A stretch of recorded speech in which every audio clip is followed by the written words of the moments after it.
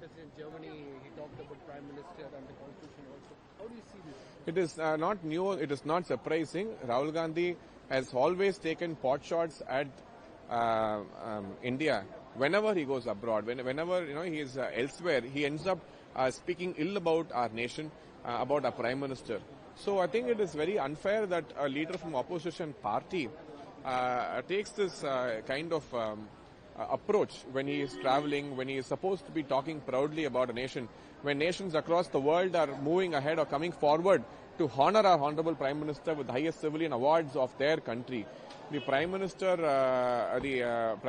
is touring the nations and making the country proud, but the leader from the opposition party is at the same time going around talking ill about the nation is rather unfortunate. It is not new that the Congress has always pitched against the country, and they are continuing to do that.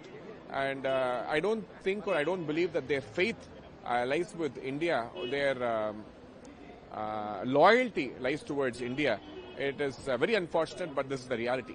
So NDA is winning, has been assured. A lot of people over here in BJP and other places also. NDA's victory is sure in Tamil Nadu. See, the anti-incumbency is extremely high. The government has underperformed. They've been running the government with this PowerPoint presentations over the last 4.5 years, and people are fed up. Law and order has gone completely rogue. So we are literally living in a rogue state right now, and rogue states never survive. Tamil Nadu cannot survive another term of the DMK's rule. The corrupt dynastic family rule has ruined the fabric of the state, and DMK in every juncture has been trying to alter with the DNA of the state itself, and this will not be accepted by the people of Tamil Nadu, and they'll give a befitting reply in the 2026 assembly elections.